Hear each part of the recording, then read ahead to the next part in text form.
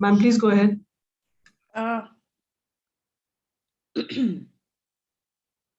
Hello, friends. Today we're going to talk about reading. You must have noticed that when you left school, that is high school, and you came to college, you found that you have to read a lot of text, voluminous amount. At the same time, the expectations from you have changed. It's not so simple as getting the main points and just giving your inference or your opinion. You have to do much more. So look at what are the expectations from college students for reading. So we look at slide number 2 and let us look at the expectations for reading.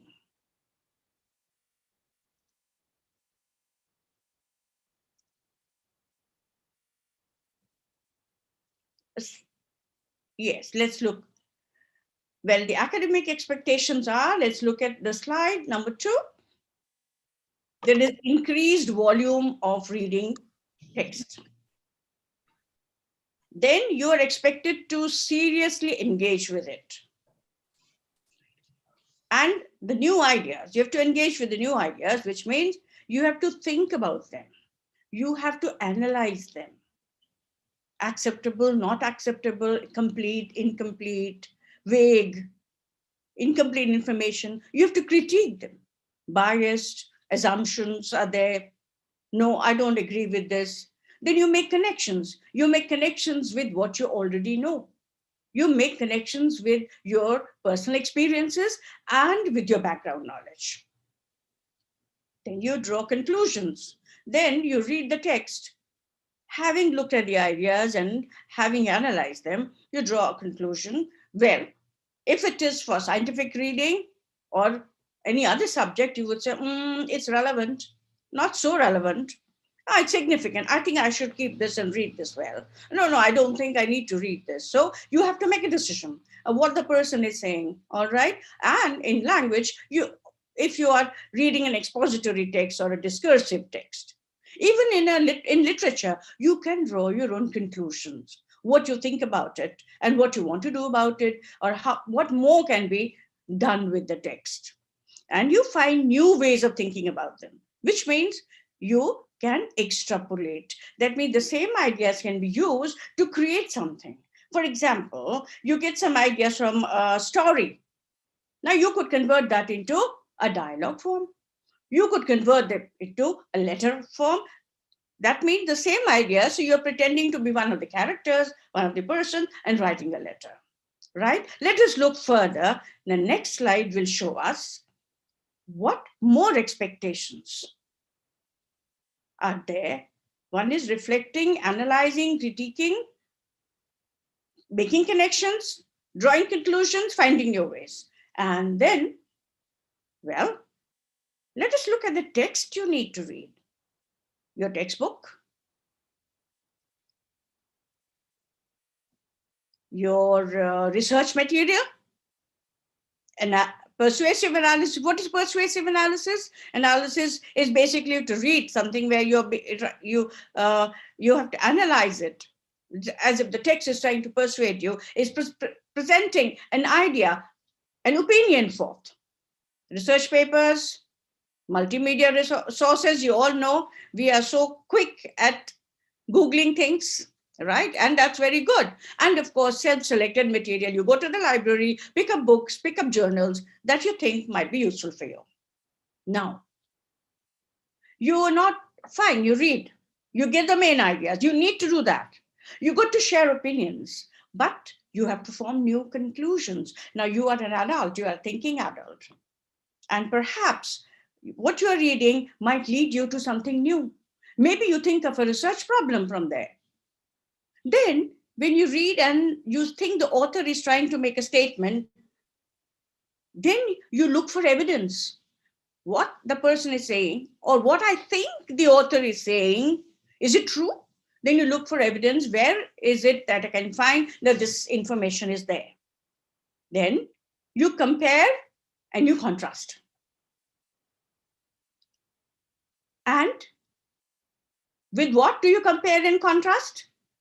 You compare and contrast with what you have read earlier, with what you are reading now, with what you know, with what you have watched on YouTube, various other sources, and you compare and contrast and find out whether it is significant, relevant, important for you, or meaningful for you. And of course, you analyze the ideas, then you synthesize the ideas. What does that mean? Well, let me talk to you about schemata. I think you all know about this. Schemata is all that we know about various things are up there in our brain in the form of web charts. And anything that we learn related to the topic, those ideas go and they go and attach themselves to that web chart, and this our web chart becomes bigger and bigger and bigger as we grow and we learn more. So we synthesize the ideas with what? With what we already know. For example, you knew about birds. I'm just citing a very simple example, maybe for children. You know about birds. Birds have two legs, they have two wings to fly, and they fly. But then you read about penguins. And what do you discover? A new idea comes up. The penguins don't fly. They walk. Rather, they waddle and they swim. So this idea, new idea that there are birds which cannot fly but swim. Then you read about the kiwi and you find out that there are birds which cannot fly, which cannot swim. So these get attached. So what are you doing? You're synthesizing the ideas in your schema, in your schemata, right? And this is an important thing. When you are reading, a reading class is not somebody, a teacher, a professor is reading out to you and explaining. If the teacher is explaining to you and telling you the meaning, then where have you used your mind to construct meaning? Whatever is coming to you is coming through the filter of the teacher. That means the teacher's biases, teacher's assumptions, teacher's understanding, teacher's perspective is coloring the meaning. But when you read as an adult, then you draw your own conclusions and you enter into a dialogic interaction. What is a dialogic interaction? Where in the dialogue, both the interlocutors are at equal level, they're at equal status. It is not a teacher talking down to a student or a student looking up to the teacher for more guidance. Yes, you're talking. Of course, you're getting guidance from your teacher, but you're working, talking, presenting opinions and ideas on an equal basis with both your peer, means your classmates, and your teacher. Fine. Before we go into the realm of critical reading, I'm going to talk about something which you all already know. So we are going to talk about basic skills and strategies of reading, which you would have mastered maybe at the end of your upper primary level. But it's a good thing to, just quickly revise, right? One, I read and try to understand something only when I have a purpose to read.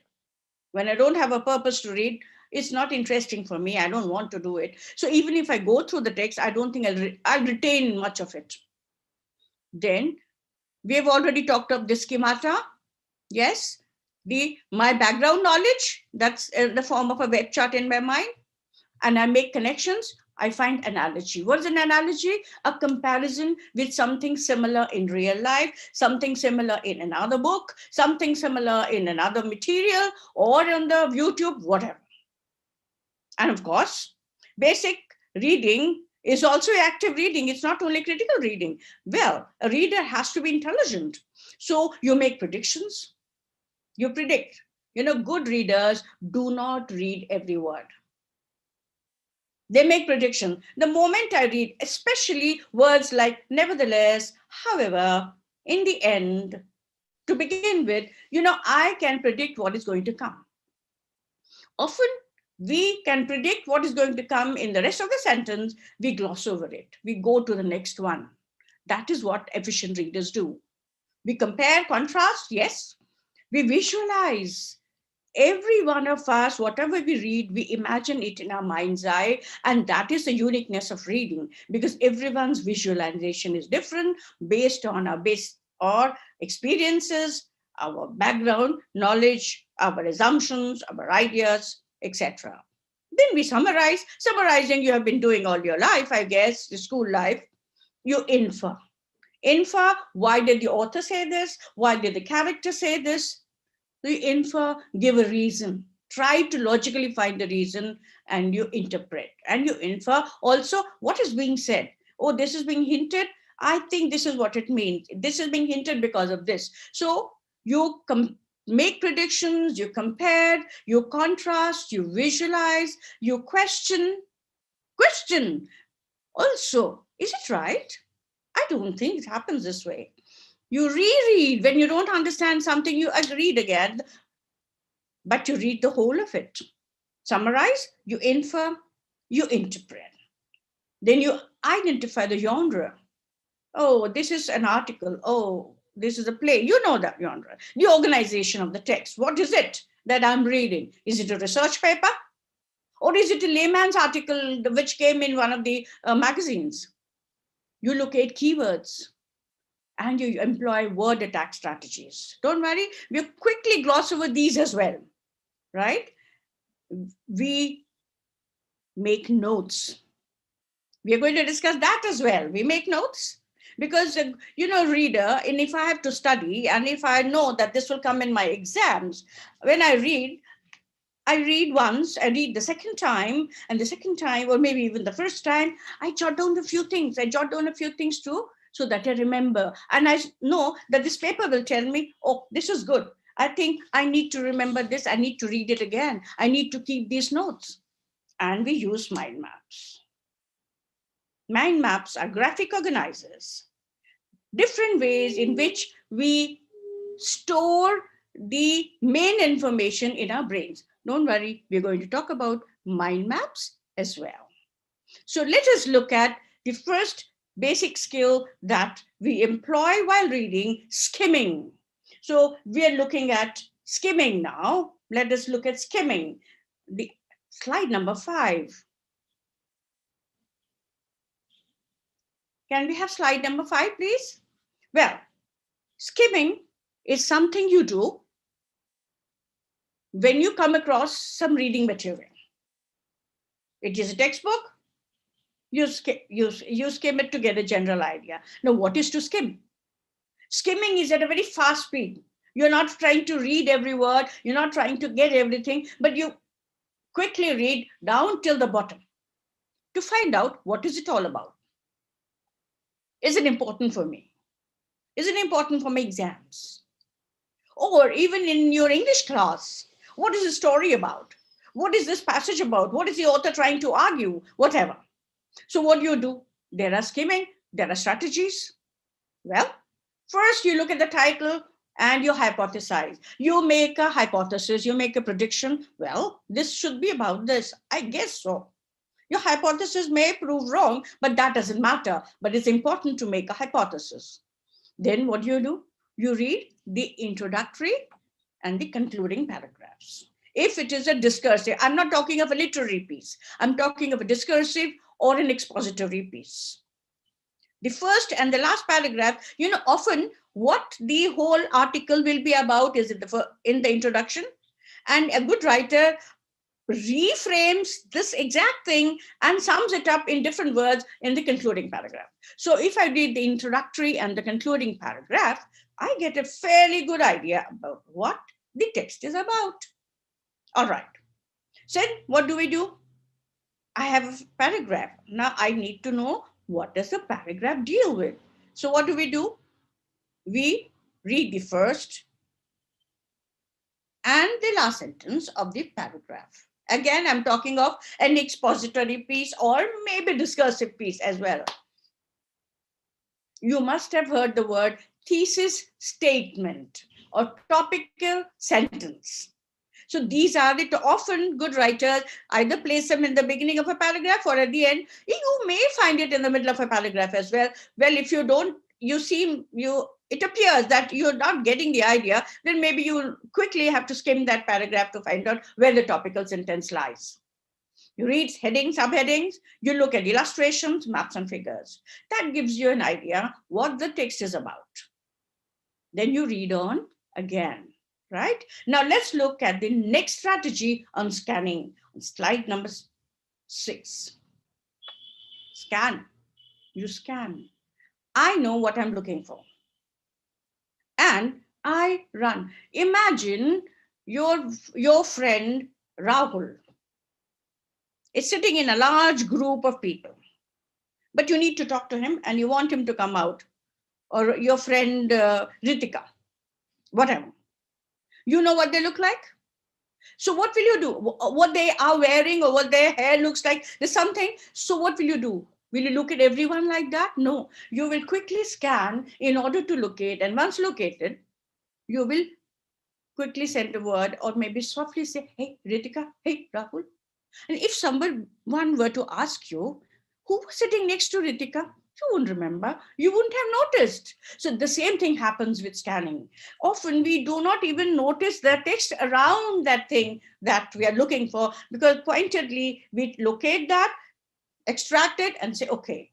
So what do we look at? Dates, numbers, names of people and places.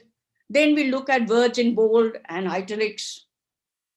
Sections are divided, main points, then there are certain quotations there are summaries in the margin, there are some important questions in the margin, or the main point in the margin. There are different kinds of writing, academic reading for writing as well. Then there are graphs, labels, and charts. You look at them, you scan. That is when you scan. So we both skim and scan while we are reading, and then we go on. Okay, if we are satisfied, this is something useful, I need to read this for my exams or for learning, I read it. Then there is the third strategy we use is word attack. So now word attack strategy is where you are trying to figure out the meaning of an unfamiliar word. The meaning of an unfamiliar word, well, people will say, well, I'll keep a dictionary and look at the dictionary. Fine, yes, please do use the dictionary.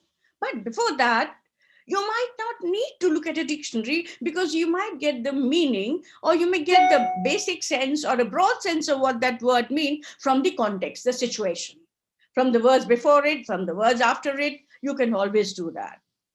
Right? You use a top-down. We call it a top-down strategy. Top-down is your understanding of the word, your understanding of the context, and then you're trying to figure out the meaning. And there is a bottom-up strategy where you're trying to look at the shape of the word, the position of the word, the grammatical item, and then you figure out, oh, if this must be an adverb. If it's an adverb, okay, this is what it's talking. It's talking about the quality of whatever the action, right? So you look at the word order. We use different clues. Contextual clues, we use graphophonemic clues, we use syntactic clues. Syntactic means grammatical clues in order to figure out the meaning of an unfamiliar word. And if still it appears to elude us, then we look at a dictionary. Okay, great. Now, there's a quick look at what critical reading is all about. What is the philosophy behind it? So let us look at the basic premise behind critical reading. The basic concept is all texts have been written with a certain specific purpose, right? That means even research papers, mind you. So no text is neutral. Except, of course, a bare basic description of a place or something. But you may never know. That also could be slightly biased in favor of or against. All texts are ideationally based on the ideas and of the author. So they are colored. They are not really neutral. then readers, don't worry, we are going to do all that. We are going to go through the drill ourselves to understand all this. The readers are positioned by the writer. What does that mean? What is the position? Well, if it is a political propaganda piece, then what is the position? Oh, I must convince the person to vote for me, that my party is the best. Reader is positioned by the writer. Okay, let me put this unconventional idea, radically different idea, and see what the reaction is. Provoke. Oh, I think people are not convinced about the usefulness of whatever, of a new machine or whatever. Then what is how am I positioning my reader to be able to read the explanations and the evidence I'm giving in order to be convinced? So always the writer expects the reader to do something on reading the text. But a smart reader will not take everything in as the only truth. In Hindi we say Bharatavakya, everything is not the Bharatavakya. And what do? If I need to look at it objectively, the text, I have to remove myself. I do not get emotionally involved. I do not get ideationally involved, and that convince, I remove myself. And how do I remove myself? By asking questions. I look objectively at the text. I negotiate meaning. And when I negotiate meaning, I also understand that there are social issues involved. There are different interpretations. And mind you, a text may have multiple interpretations, and maybe many of them will be logical and acceptable. So there is no such thing as only one interpretation of a text, right? That's what critical reading is all about. And of course, texts are positioned socially, culturally, and historically. Now, if I was reading the other day about Jesse Owens and long, I just forgotten the name of the long time back Olympics, Jesse Owens, the long jump. He was a black, and he knew that he was colored. He was going to the Olympics. He knew that because of the color of his skin, there may be a bias against him. Right? So what do we see? It is historically positioned. Basically, the concept was way back in many years before. Socially, because of the apartheid situation. So everything is positioned historically, socially, and culturally. Okay. Now, what do critical readers do? They first make a hypothesis. We've already talked about it. They figure out the meaning using, we have already talked about it. Schemata, we have talked about. Smart reader, critical reader will know, oh, I know, the writer is trying to do this. Well, you pick up 3 magazines. Or when you watch the news, of course, that is listening. You will find, if you're a critical listener, you will discover where they are leaning, where the leanings are, right? Then you identify the structures and features of the text. What has the author used in order to make his or her writing more forceful, more impressive, more convincing, or more embellished, like, author's craft, figures of speech used.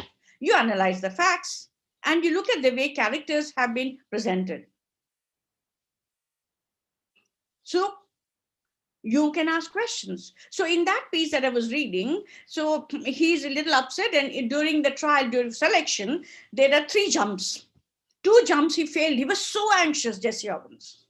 The third, he's still waiting for the third one. He's not very sure of himself. When his opponent, the German, forgotten the name, he comes and he says, I know, I can see you. You are a wonderful jumper. Don't be anxious. Do this, take 3 steps back. Some advice he gives him, and he said, I know you can win. I know you can do this. Now, how have the characters been positioned? So if a critical and a skeptical reader would say, look, that's a white man writing. Again, the white man has been shown as being very generous, which is not true. He was a noble person. But the question will be, if there are competitors and fierce competitors, each one running or jumping for his country to win laurels for his or her country, would they be so sympathetic and helpful to a rival? Question. Again, fine. That's how it is. So how have the characters been positioned? You can argue that too. And you use your critical thinking skills of predicting, logically concluding, analyzing, synthesizing, etc. So summarizing, right? Drawing new conclusions. Fine. And now just we'll go through something and then we will ourselves do some critical reading. I know. So while reading, critical readers, what do? They compare and contrast. Compare and contrast with what you already know. Compare and contrast with what you have read before. Compare and contrast with what you've heard before or learn from the media. I think the next slide will show that. And look at the implicit biases or against anyone. The implicit biases for or against anyone or anything. It's not apparent, but there's an undercurrent of a bias. You can feel it. You can feel it. Draw analogies, make connections with real life, compare it to what? Or other written material. Oh, this is like this, just as, like this, when you say you're drawing an analogy. You evaluate the text, whatever you're reading, whether it is your textbook, reading material, your research paper, a journal, a magazine. You try to ascertain, is it accurate? Are the facts accurate? Do you think I need to read this for my subject? Is it relevant? Is it fair? No, I think it was written 80 years ago. Those days, society was culturally placed. Society was different. And that's how they thought about colored people, or they thought about whatever. Things have changed now. About women, maybe about women, position of women. Or significance. How important, how significant is it? At the end, you extrapolate the ideas to form new conclusions. That is why we learn. We don't learn to store ideas in our brain and keep them. We learn to synthesize them with other things and use those ideas to branch off to something new. We extrapolate. Right. Wonderful. So let us quickly sum up what is critical reading, and we will do some critical reading ourselves. So let's look at a brief summary of critical reading. So in critical reading, readers, I'll read out from here. Yes, they use their cognitive skills, thinking skills, higher order thinking skills, and they report and they react to the text. Reporting basically is not means I'm telling somebody else about something. Reporting means I am saying, I am reading this. What is the text? Is it a scientific text? Is it an expository text? Is it discursive? Is it argumentative? Is it only an article? It is an article which use the facts have been little twisted to give it a humorous angle. It's only meant for humor. I am reporting. All right. Then I'm reacting to it. Reacting only means responding to it and interpreting it. And in a classroom, and a responsible classroom, the teacher always allows learners or the students to discuss their ideas, to figure out the meaning, to construct the meaning in consultation with each other in a dialogic interaction. And dialogic interaction means nobody's talking down to anybody. Everyone's ideas are respected, everyone's concepts, and if they are, maybe there's a fallacy, maybe the person is wrong, then there's a discussion and then clarifications are made. Wonderful. Now, let us begin our own drill into critical reading. Now, this is a passage. We can look at now handout 1. Handout 1. You will see the handout 1 in your chat box while later, or maybe you have downloaded it as well. But anyway, now first let us look at the title. We're going to make a hypothesis. Indian boy genius. Now the question is, what do you guess the title is all about? Now, can we have the responses, please? I would like the participants to uh, give the responses. 1 minute. Let me open the chat box. All right. Oh, last long, I think, yes. 1 minute. I have to shift my chat box somewhere else. 1 minute. Okay, now last long. That was, yes. Okay. Now, Indian boy genius. Now, Indian boy genius is about a boy who is being termed a genius, which means, yes, can I see the chat box? 1 minute. Yes, a child prodigy, okay. Yes, Ram Lakshmi, it's a child prodigy, fine. A boy genius, a child prodigy. What does prodigy mean now? Something who excels in something, okay. A person who is exceptionally good at something in spite the youth, in spite the age.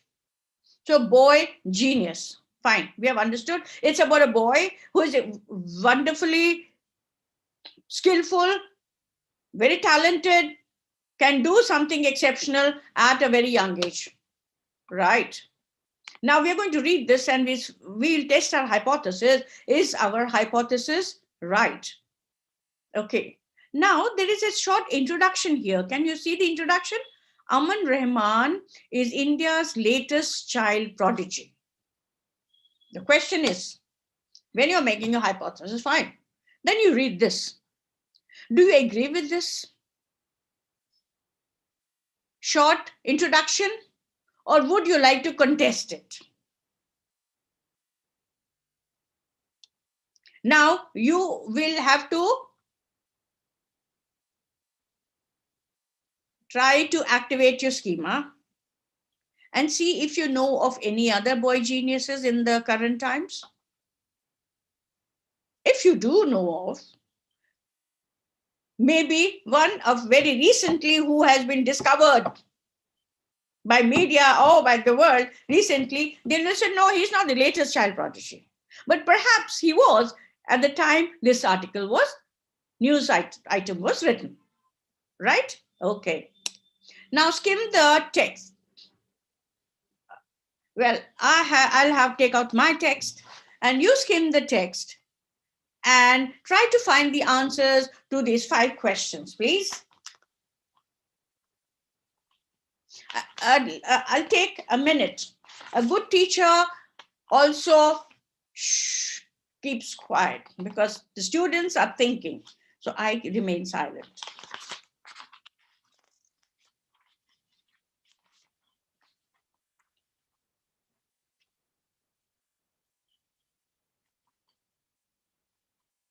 Fifty-eight, 59.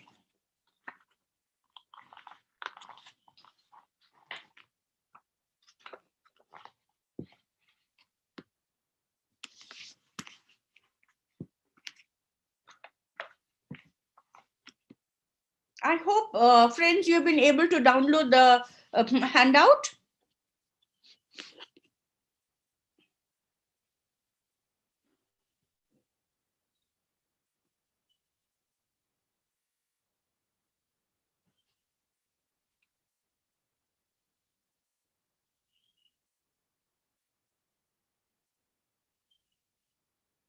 Yes, thank you. Thank you, Shivakami.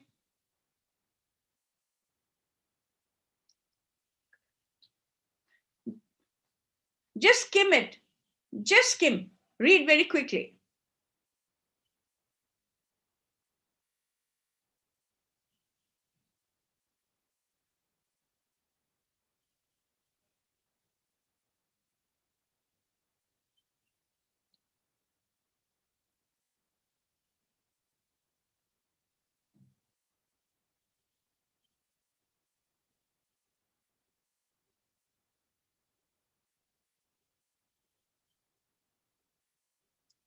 Do let me know when you finish reading. Huh?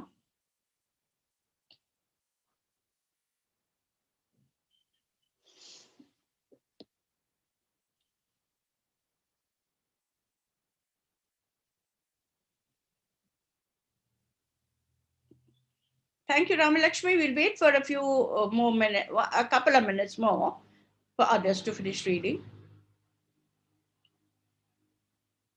Wonderful, Sonam. Another minute.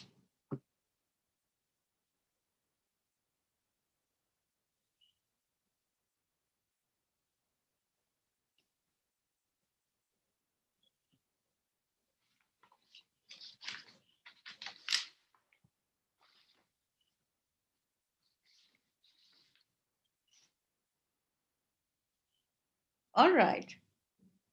Can we have the answers now? Right. Who is the person described? Could you quickly, just type out the keywords? You don't have to type out the whole answer. Aman. Okay. Aman. Aman Rahman. Fine. Aman Rahman. How old is Aman Rahman?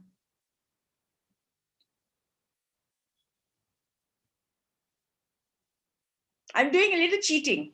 I didn't ask that in that question, but I'm okay. He's 8. Fine. All right. Now, what is he good at?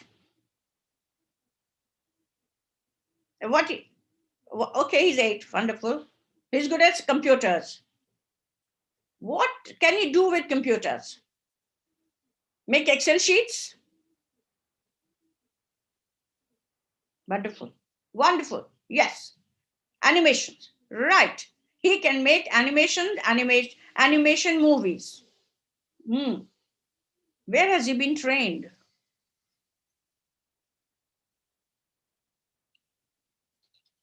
Oneself. But he had some training as well. Some proper professional training. No details? Okay. Doesn't matter. Doesn't matter. Mhm.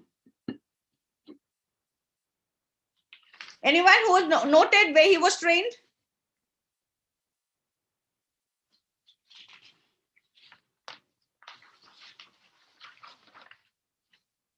What about the College of, see here, it's here, Dehradun's College of Interactive Arts. You know, they took him in as a student. If they take him in as a student, did they not train him? All right, doesn't matter. We can always read again. Don't worry about that. Fine. But largely self-taught. That is a very important thing. Nobody sat and told him the ropes. This is what you do. The basics he learned himself. Okay. What kind of a text is it?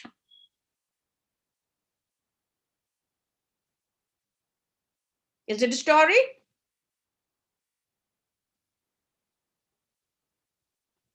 Is it in?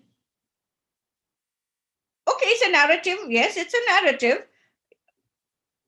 All right. Okay. There's another word where what the person has done is described, where you're focusing on the achievements more than personal details and personal experiences. You know, all your, yes, biographical events are geared to that special thing. What is that called? Can anyone tell me?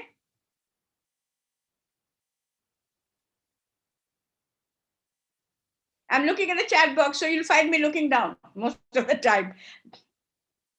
Okay, it could be a report. Yes, all right, it could be a report. It could be only a report if the author. Oh, sorry, I forgot to ask you who's the author. What's the name of the author? What's the name of the author? And what is her specialty? Is she a novelist? Is she a poet? Is she a college teacher? Okay, Shalini Joshi. Is she a college teacher? What is she?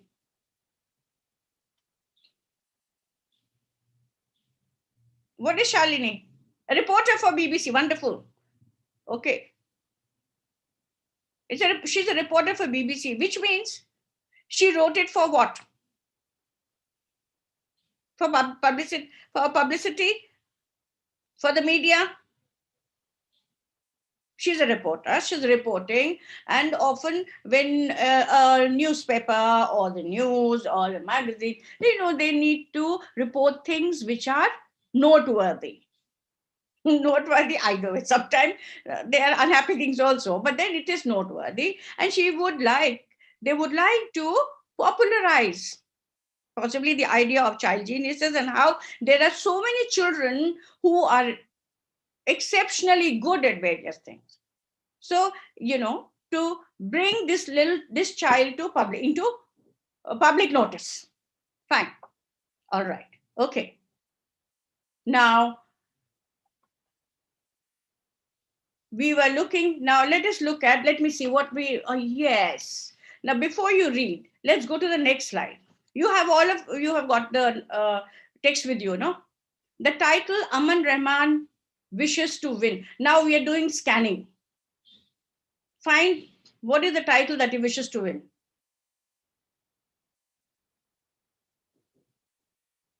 We are still at the basics of reading. Yes, what title does he wish to win?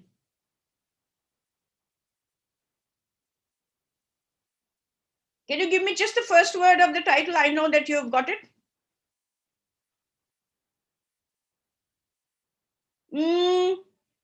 I want the exact title now. No, no, no, no. What title does he wish to win? It's mentioned twice in the 2 times in the text. No. Okay, just read the first paragraph.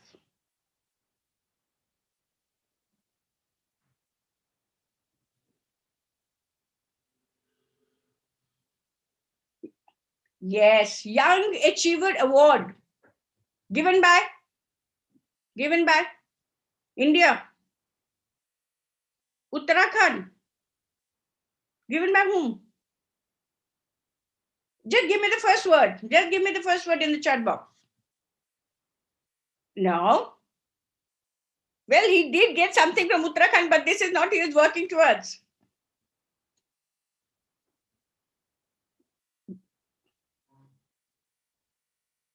Some people eat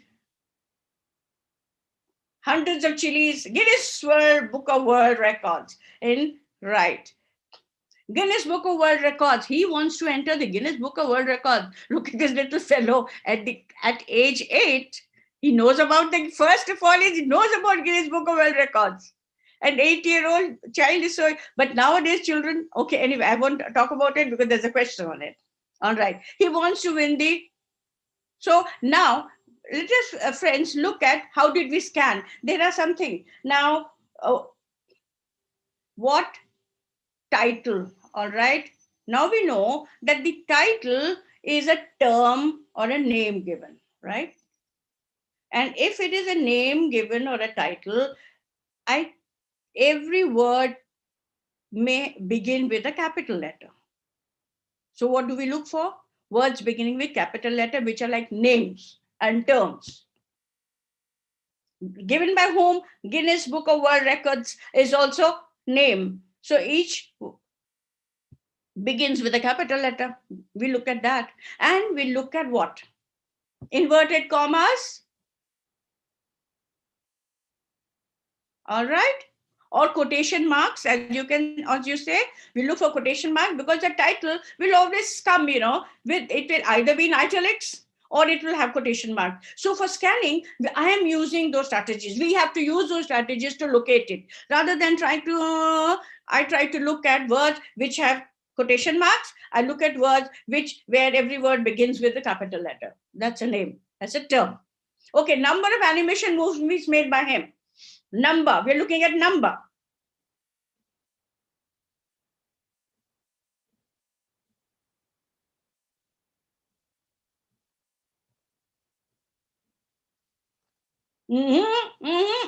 Thousand. Very good. More than 1,000. Wonderful. 1,000. So when we are looking at numbers, we are looking at Roman numbers. We are not looking at any word or a letter. We are only looking at wherever the number is. I am trying to locate the number. Right. The names he's popularly known by. Now again, name comes in. So name means proper noun.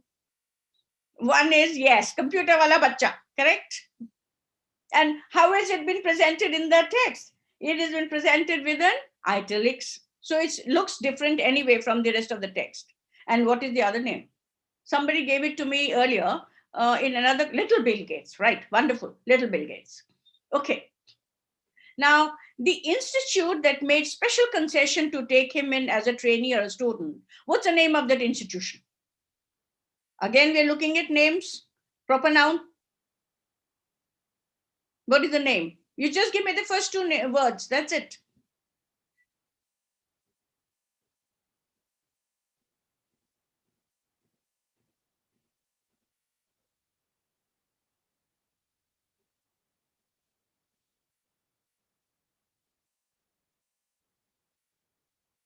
Institution would mean school, college, university. I've given you a clue.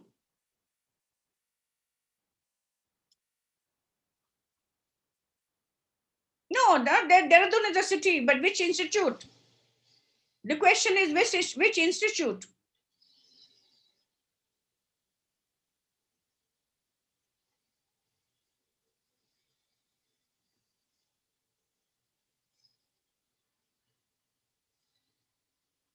The details are not given. Look at page 59. Aman's father, at first they were not interested. It took Mr. Rahman almost a week to convince the authorities at Dehradun's College of Interactive Arts. Sonam Verma wants to see the text. Sumit, sir will help you. Sumit, I think you need to download it from somewhere. No, it's not in this one. It's in the complete text, which is the handout. Ma'am, we'll post the handout link again. Please do that, because I think they don't have the complete text.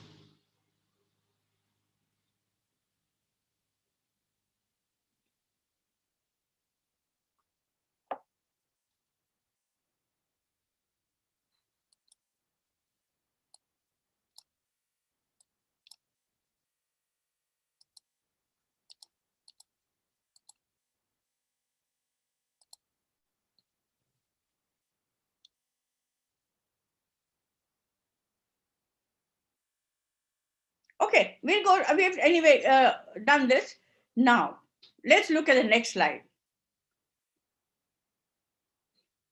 Please download the webinar handouts. Friends, please do that. Take a minute, half a minute to do that.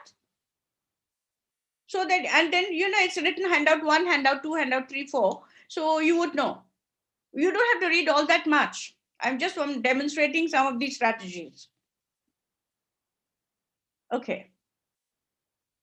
Yes, shall we go to the next slide? Have you done that? Have you got the handout?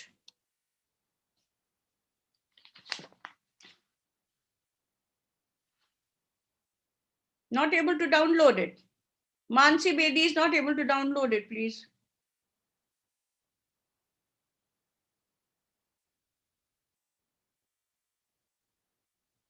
Neither can Sonam.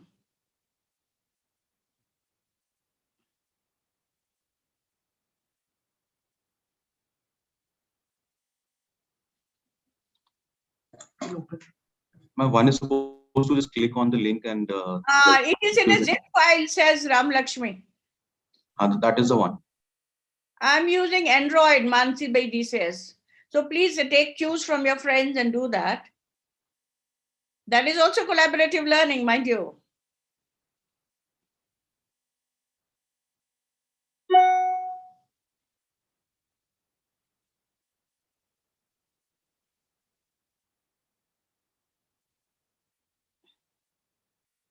Can we proceed now, friends?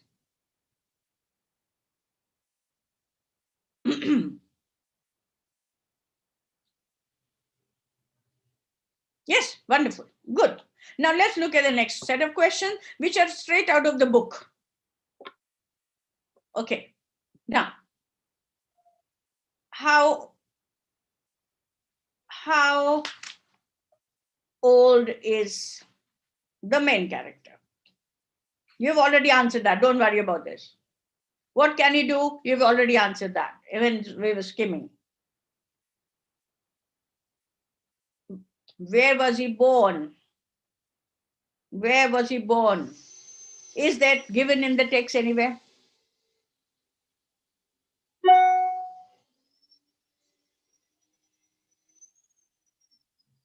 See, if you're born, now use your logic and think, hey, that should be right in the beginning of the piece. Is it there?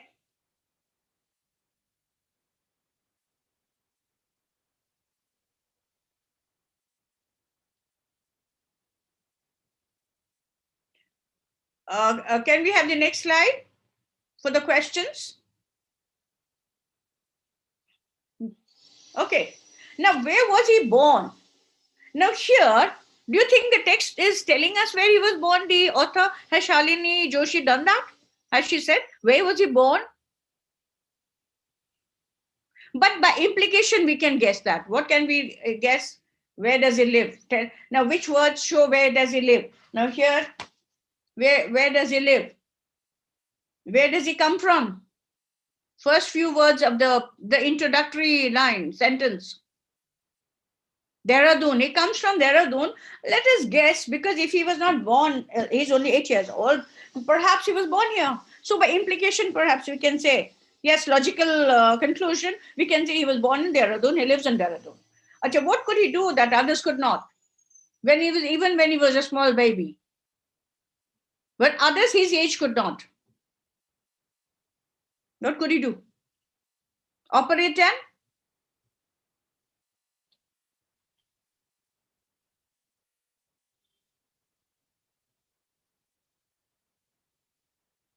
Yes. What could he do? Use computers very well, operate in computer very expertly. Good. Why were his parents surprised?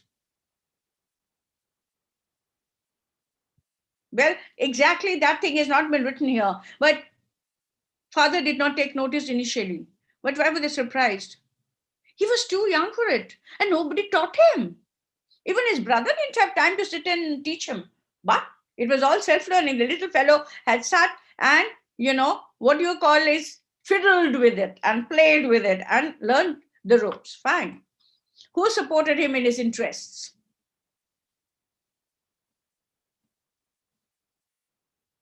Did his parents do it? Again, you're inferring. Yes, you're inferring. It's not written in so many words. But when mother says, oh, I was so surprised that he could do that. And father initially was not interested, but then he went to the college. I want my child to learn more. It shows family interest. It shows support, right? What does he hope to do or get? We've already talked about it when we did the scanning exercise.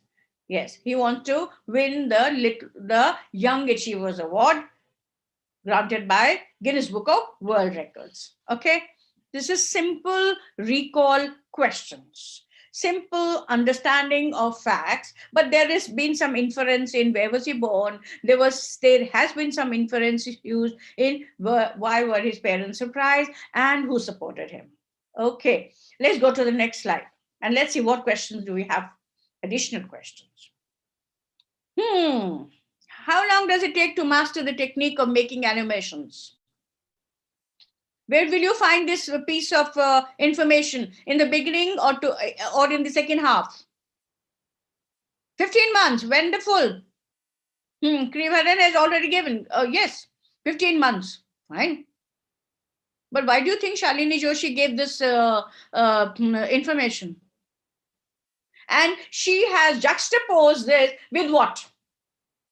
You know what is to juxtapose? Put two different things close to each other to show the contrast. What has she juxtaposed it with?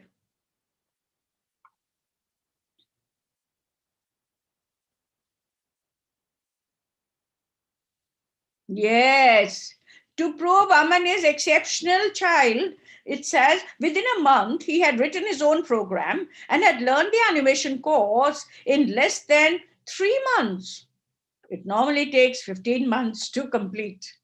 Yes, she juxtaposed the time usually taken, time taken by Aman to show how exceptional he is. So she wants to create that impression. And it is right. He is exceptional. How has Aman been recognized for his skill? Think of the various ways. It may not be only one answer. How has he been recognized for his skill? Multiple. There are multiple things here. Scholarship, fine. He got a scholarship from the College of Interactive Arts. I missed out the first one, the one before this. He was trained. Yes, he's been trained. At the age of 8, he was taken in as a student in a university, in a college, and trained. He got a laptop. From whom? The government of? The central government or the government of? Just write UK for Uttarakhand. You don't have to. Yes, Uttarakhand. And how else has he been? And has he been recognized? What else has he got? Some money? Where is I have it? Okay. He has given him a laptop and 1 lakh. And the title. Okay, yes. That is also recognition from, the general public. The kind of term he has got, the kind of new name he's got, that's also recognition. Parents struggling to put him in for further advanced training is also recognition. So, you're looking at recognition from every angle. Okay. I think the one word I missed out in the beginning was prodigy. Find words that lead you to the meaning of the words prodigy first.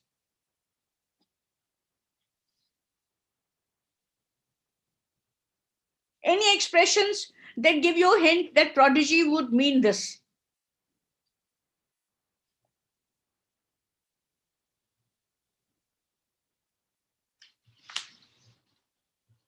In fact, is a statement made by Aman Rahman himself.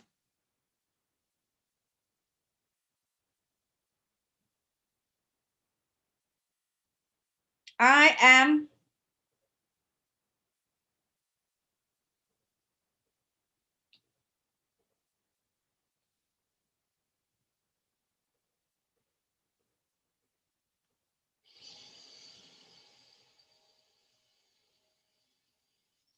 okay. I'll give a clue. A teacher gives clues and cues. Is a prodigy an adult or a very young person?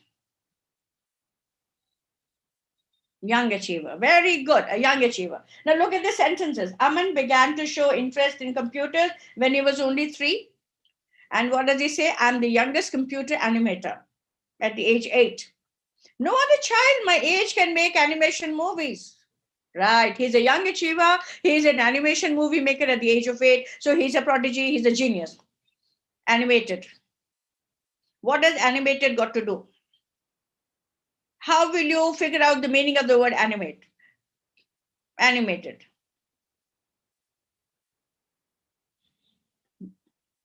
We all live in the modern world. We all use technology. So animated.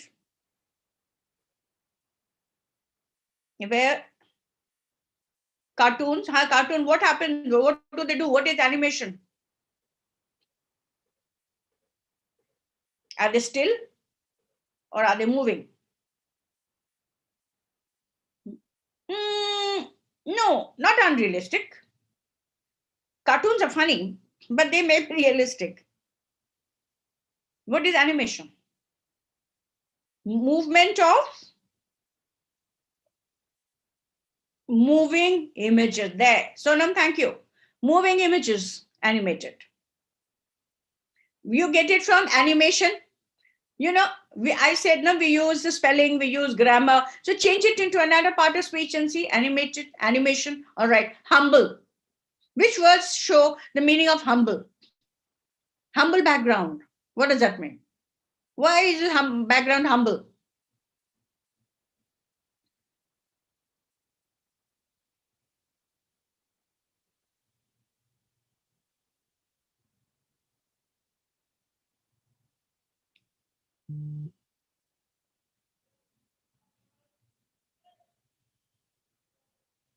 So it has to do with the people or place surrounding him. So what is humble about it? Maybe his family. I'm giving you clues. I'm not giving you the answer. No, humble would not be noble. Humble person can be noble, but humble background, what does that mean? A lot of money? A lot of opportunities? Yes. Humble background. From a humble background. Now read further, read further, read the next sentence.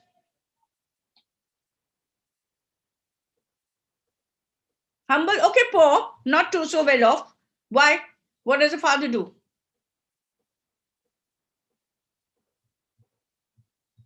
What does the father do?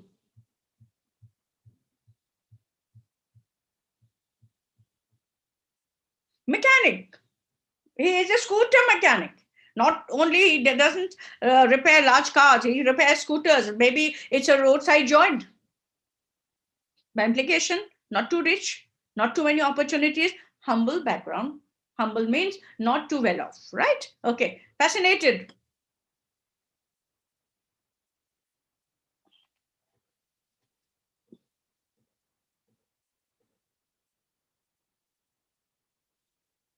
But he was fascinated by it. Interested. What? The computer with changing images, with changing text, things you can do with it. Fascinated. All right. Authorities. Where will you find authorities? And where have they been used, the word authorities?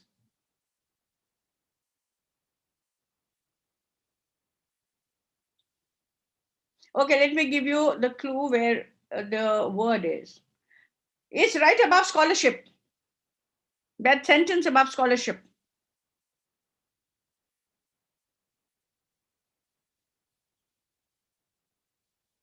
Can you give me a synonym for authorities here? Okay, government. But here, what does it show? Authorities where? At the university. So what do you think authorities means? Okay, college. But what do you think? Use another word for authorities. Can you give me another word for authorities? Okay, administration. Okay, good. Yeah, there, you are arriving. Administrative staff, officials, right? Okay. I'm may not give you that much of wait time because I'm also looking at the clock and because we need to cover a lot of, yes, management, but officials of the management. Wonderful. Impressed. Impressed. Look at towards the end of the article. What does impressed mean? Unhappy.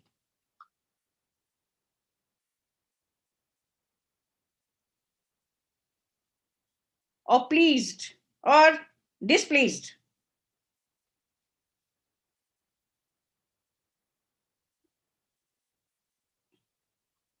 That Sumit will answer. Influenced, pleased. Okay, please. Not really influence, could be in a way, but please. Right. Let's go to the next slide. I think we need to move a little further quickly.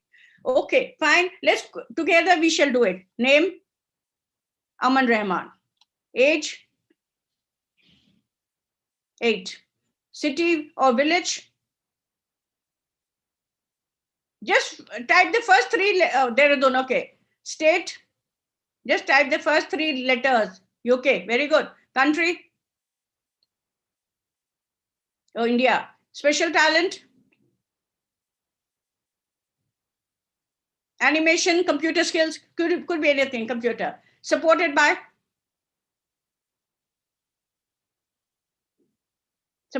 family. In addition to family, University of College of Interactive Arts and the government. That is also support. Achievements. Any achievements yet? How many? Animation movies. 1,000. Wonderful. Hopes to, we've talked about it 2-3 times. Win the title of, just award by Guinness Book of World Records. Right. Wonderful. Wonderful. All right. Any obstacles? Any obstacles mentioned here? No. Shalini Joshi is right. She has made a very nice, sweet article. But as a critical reader, we might thinking of real life, the various obstacles that might come in the young child's way. He is still a long way to go. Yes. Who will accept his animation? What will be the quality of his animation be? What about his remaining studies and all that? Right. Good. Now we'll go to the next slide, please. Interpretive questions. Why did the author choose to write about him? What makes his expertise remarkable? Okay, you fill in the blank. Thinking of the time I'm doing this, but in the classroom, I won't be doing it. Yes, his age and the skill is acquired, right? This age and the skill is acquired. What is the author, trying to stress upon? What is she trying to stress upon? Through this piece, what is she trying to show? No, young talent, all right, but what is he also trying to show? Some children have, like you have the little boy from Andhra who is a spell bee, another prodigy, yeah, gifted, exceptional, and you find that you can find exceptionally skilled or talented children even amongst the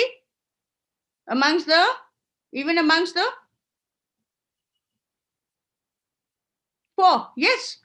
You know what happens? If you are poor, you don't have so many books, you don't have so many opportunities, you don't watch so many movies, you don't have so many machines, you don't have so many games. So you are less, what is the word, stimulated. Right? Even in that, a child can emerge a prodigy. Right? Wonderful. Would you say that children nowadays are precocious about life and technology? Precocious means a bit too smart for their age. A bit too developed for their age. Would you say yes or no? Yes. How do you know he's precocious? One, using the computer, very smart. All little babies can first learn to play upon the phone, use the phone before they do anything else, right? We agree. All parents agree. And then, not only that, doing animations. And precocious also, this little chut of a boy is thinking of Guinness Book of World Records. He's learned about it. He's found out. And he's thinking about it. And he's applied for it. Isn't this precocious? Innocent children run about and play. They do something good. People say, very nice, very nice. They feel happy and forget about it. But no, he's working towards an objective and he wants to win that award. So would you say he's precocious? In a way? That's critical. You are now how the character is presented. Yes, he is. Okay. Do you think the rewards he has got are adequate? There's critical reading going on now. Do you think the rewards that he has got are enough? Do you think they're enough for him? Are they adequate, the rewards? Yes or no? I just want one word. No. All right. If no, then what do you think are the better ways to reward him? Make connections with life, real life now.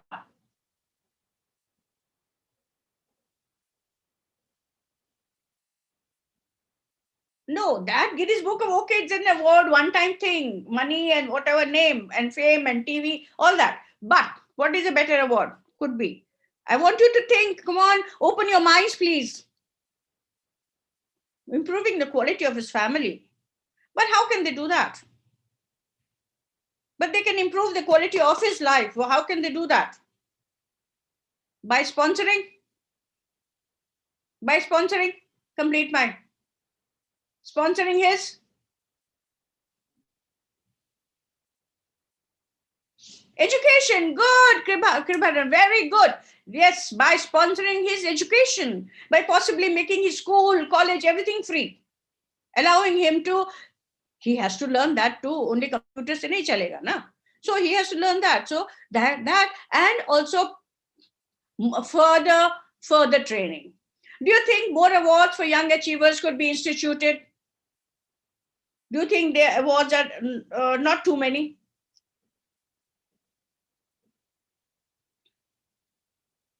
That there should be more awards for young achievers, more different kinds of awards. Maybe our government can give a record. Yes. Okay. I will not go into the details now. I'm moving to the next bit. Can we recognition? Yes, in different ways. Can we have the next slide, please? Okay. Now this I'm not going to do, but this is, imagine you are Aman Rahman and a journalist, and you Aman is being interviewed, right? And so what is extrapolating? Now the ideas are all that Aman points that you've got, information you've got about Aman's life. So now one of you has to imagine yourself to be Aman, the other person is the journalist. So even the journalist has to think of what question to ask, and you acting as Aman need to know what to answer. For example, hello Aman, can I ask you a few questions? First of all, how old are you? I'm 8. Everyone knows you're a computer wizard. How did you learn the computer skills? I used my brother's computer. He was in college and had a computer and I played with it or whatever. All right. This is called extrapolation, taking it to newer avenues, the ideas that you have learned, putting it in a different form is to extrapolate. Extrapolation is also a higher order thinking skill. Okay, let's move further. Now, talking of children, here is another piece. Please take out handout 2. Handout 2, 53, 54 page. If you have downloaded that.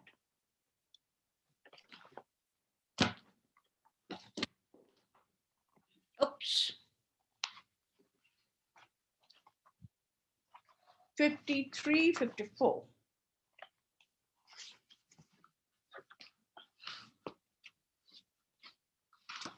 Have you, yes. Have you got that handout, friends? Because it's important for me to know that you've got it. Or I could just discuss it. Yes, wonderful. Look at the title. What does the title tell you? Make a hypothesis. What is it about? Just give me 2 words.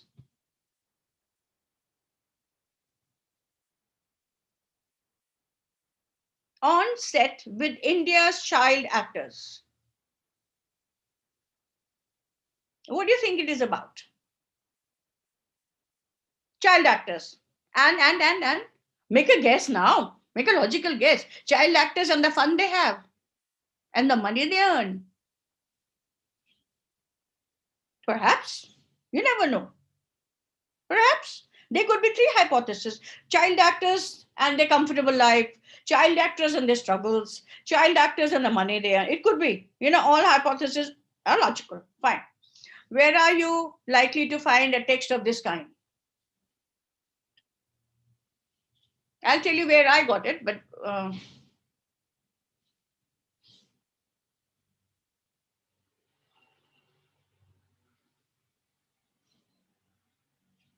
where do you think could find a text of this kind? Well, here it is in a textbook for reading thing, but otherwise, where has it been taken from?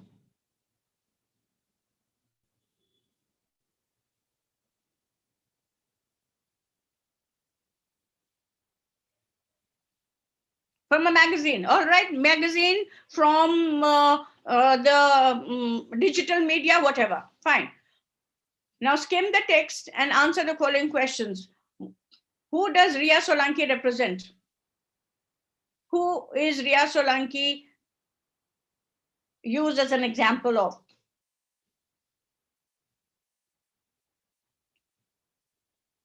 Of a?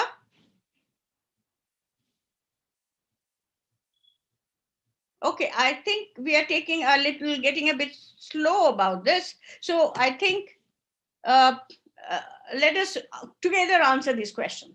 Who does Riga Solanki represent? She represents child actors. Right? What is Ria involved in?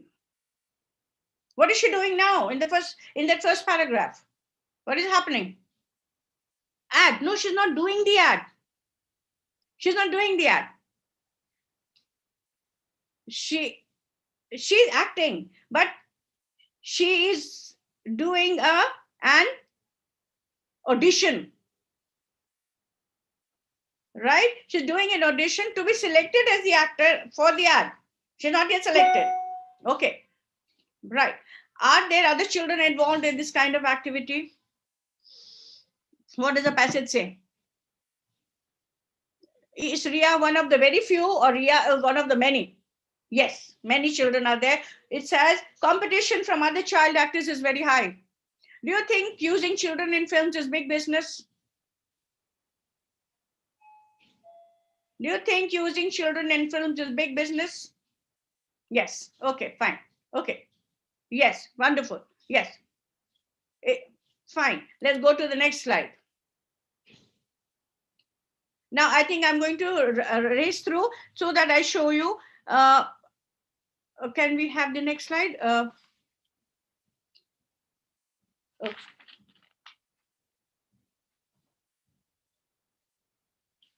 Yes. Now, how are these children treated?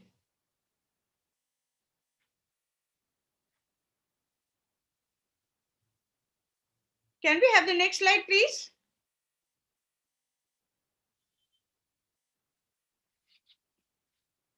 Okay, how are these children treated? Okay, fine. I'll quickly discuss these questions. Terribly. Who are largely to blame in this ordeal that children go through? Who's largely to blame? The ad fellows? The director? Who is to blame? Give me one word. Parents, wonderful. What do you think is the author's purpose in writing this piece? What is the author's purpose? A critical reading, we need to find out what the author's purpose is. What the author wants to do what? Create awareness. Wonderful. Expose the problem the child actors have. They don't look very pretty. They look pretty on the screen. But it's a very sad life for them. Okay. Do you think the author has some biases or assumptions? I mean, it may not be a very negative bias. I would say it's positive bias. What is their assumption? What is the assumption? What is she? What is he or she? We don't know who the author is. I didn't get the name. That children should be allowed to be children. She feels bad for the children. The person feels bad for the children, or the children should have a happy childhood. Fine. If you give that answer, then somebody will ask, and what about the child actors? That means we don't have any films with any children in them. You know, there are 2 points of the argument, and you could argue that. How has the author positioned the reader? What does the author want the reader to do? Give me one word. It sounds like sympathize, but it doesn't mean sympathize. What is that word?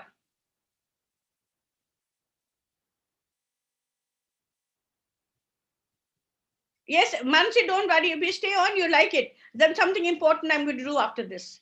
Yes.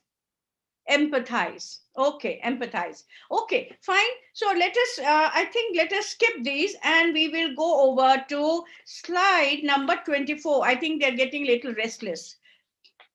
Analyzing and interpreting, we leave that. We will go to slide number 24.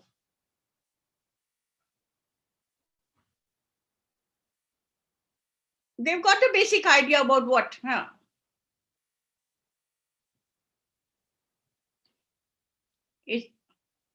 Yeah. All right, friends. Yes. Mind maps. Note making and understanding the organization of the text. When you read a lot of text, you have to remember. You can't remember it every word. You have to remember the main points. There are different ways in which you can remember the main ideas. Remember this, whenever you read something, even when you're listening to me, you think, acha, aho, I know everything. Fine. But within half an hour, you'll start forgetting. Because our sensory memory is very short. It's like a balti, a bucket. It overflows. New information keeps coming in. Then some things which are important, which you have made notes of, or which you liked, will go to your short-term memory. But you need to remember it for future, for your exam. So from your short-term memory, you need to take it out to your long-term memory. And that is where you need to make notes and keep them in a notebook so that you consult it before going to the exams or when you want to read it again. Fine. All right. Now, mind maps are graphic organizers like inverted tree diagram. To show organization, you go arrows down, then this, then further arrows down. Then you have a tree diagram which branches off main points, details, main point, detail. Then there is a web chart. There is a cyclical graph. Very typical example is water cycle, the rain. A comparative chart. Two things are compared. You have a timeline, things happening. You have a Venn diagram. So I'll quickly show you a comparative chart, a timeline, and a Venn diagram. Okay, let's go further to slide number. Yeah. Well, I don't want you to read it now. It's taking time, but I'm just trying to demonstrate. Now, there are two pieces. It's a lesson called Changes Around Us. There are two passages. One passage describes Bangalore or Bengaluru as it was 30 years ago. And the second passage describes Bangalore, Bengaluru as it is now. Now, if order to remember the comparison, I can draw a comparative chart. No, a comparative chart is you make columns and you make points. For example, if I were to give you, if I were your teacher, I might give you this comparative chart to complete.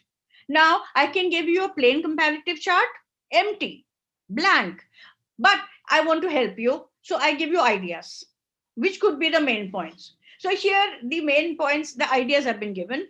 So you now complete. It was called Bangalore then, now it's called Bengaluru. Pretty bungalows with gardens everywhere. Fewer bungalows remain, large multi-storied buildings, right? So you read and you complete it. Now let's look at the next completed comparative chart.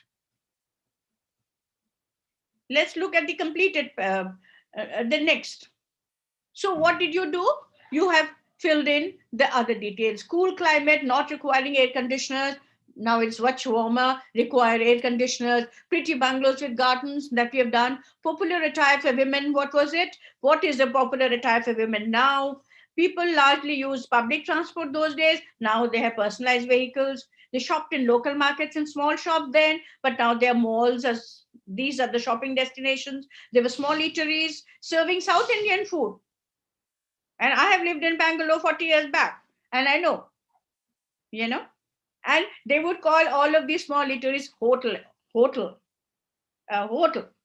All right, but today there are fast food joints. People have become more westernized. It was quiet and healthy place called Garden City of India, but today there's non-pollution and traffic jam. So information which is given, and there are two things given where things are compared. You could draw a comparative chart while making notes. Now let's look at a Venn diagram of the same two pieces of text. Let's look at the Venn diagram. Okay. Now, what does a Venn diagram show? It shows things which are distinctly different, contrasting. And there are some things which they share, which commonly both share.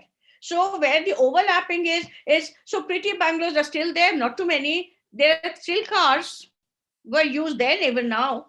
But now there are more. Women in saris more then, but now, they're still there, flowers in hair. But these These were then in those days. This is what is it in these. So a Venn diagram is also a comparative chart, but which also shows that things which are still similar or which they share. Okay, fine. Now, another kind of mind map is called a timeline, which has a chronology. Now, let us look at the timeline of Kiran Majumdar Shaw. You know her name, Biocon, right? Now, there's a piece. You have read her biographical piece. Now you need to remember it. So what do? You make a timeline and they will look at the intervals, the 10-year interval. Can you notice the interval, the 10-year interval? All right. And then, of course, you make rays or lines going up and down, and you record the facts. Now, she was born in 1953.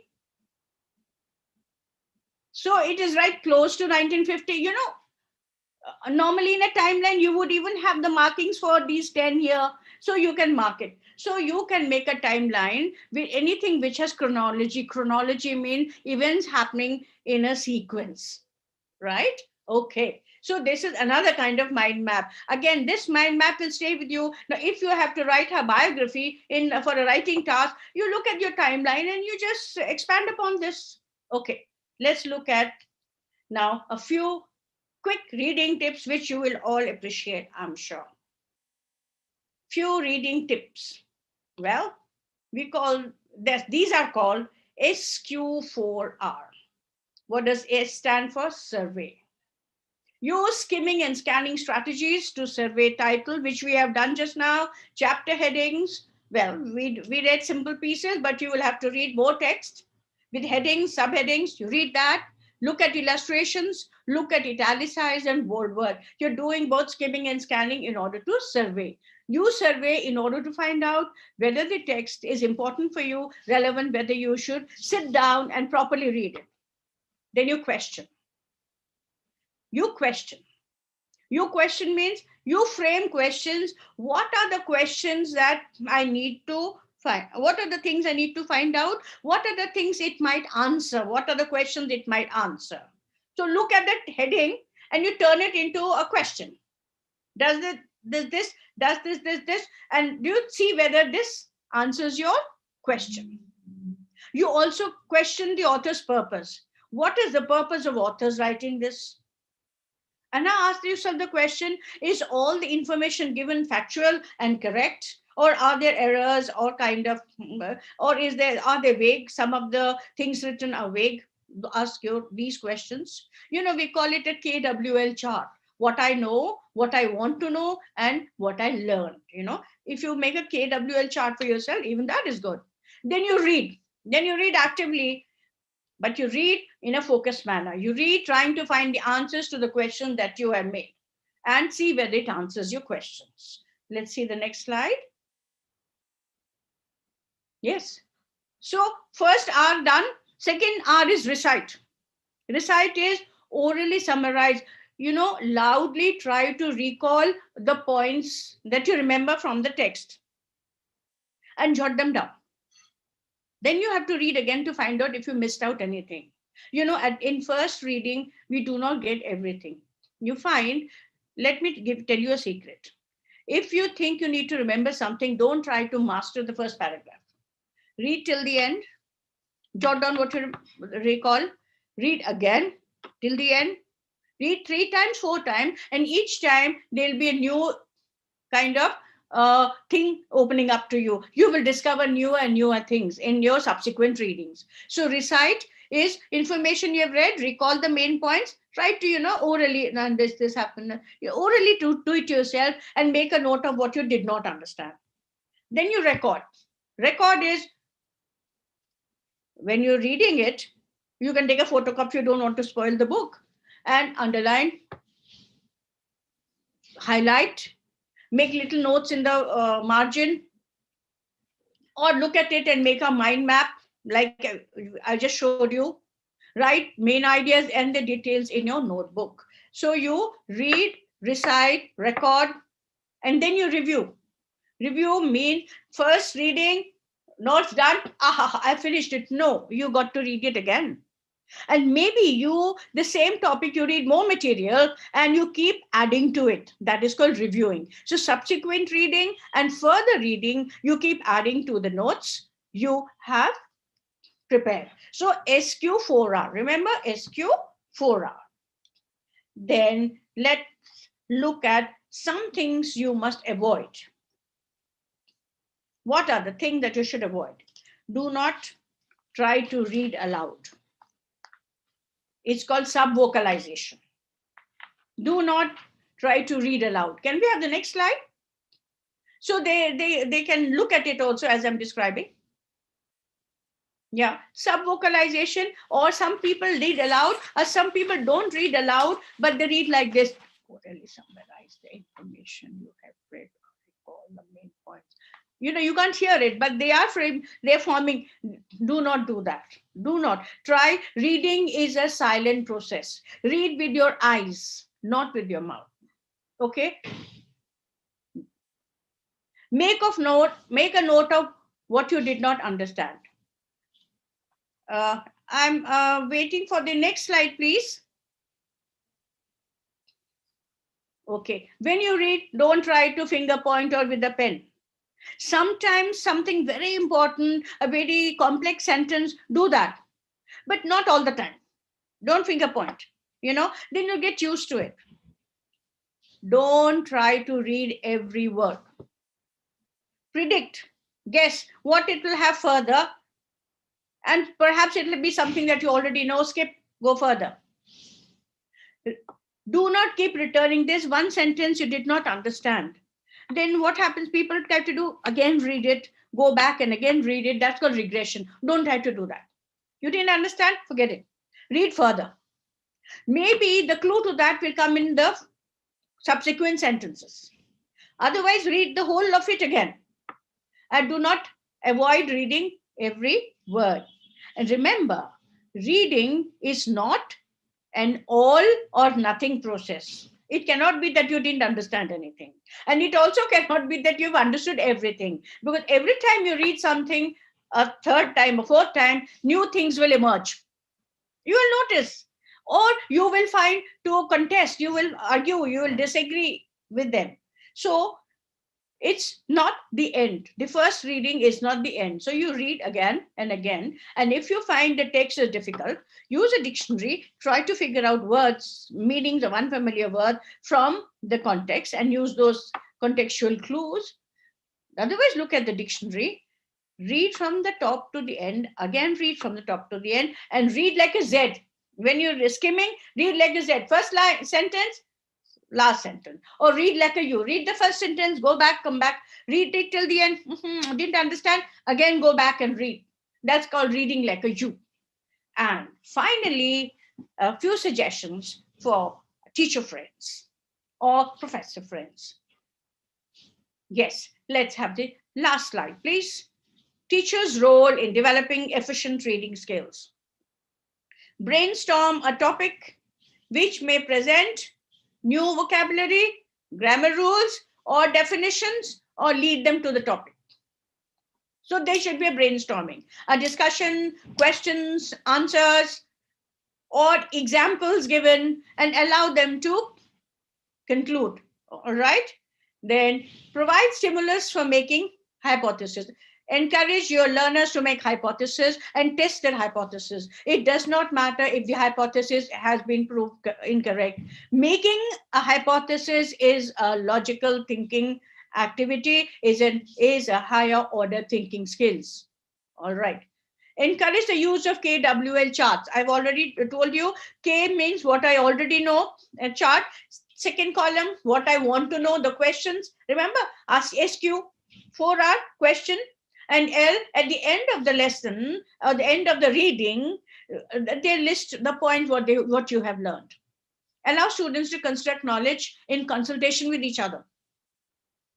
Let them activate the schema, make connections. Do not give the answer. Do not explain. Please do not do that. Even if you think your students are not very good in English, but lead them through clues and cues, and through maybe a kind of a different example, give examples, allow them to conclude and find the meaning, construct the meaning. Offer prompts, maybe you could draw a picture, visual, use a graphic, or new structures. Then after they finished one or two the readings of this thing, skimming, scanning, all done, then concept questions and interpretive questions. Concept question, I'll give a quick example before we sign off. Concept question, for example, you say, well, Aman Rahman says, my father works in a scooter garage. All right. What does Aman Rahman's father work as a mechanic? Yes. Do you think, is he working in the scooter garage now? Don't know. I don't know. Depends upon the time of day.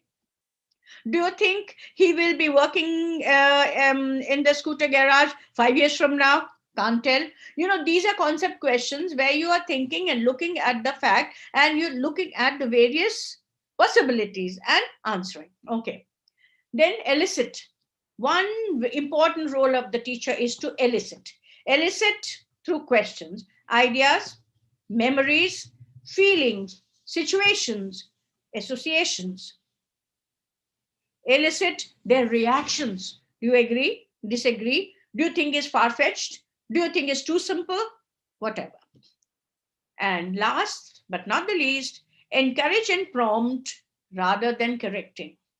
Rather than correcting the student and saying, no, that's wrong, this is the correct answer, encourage with the help of prompts.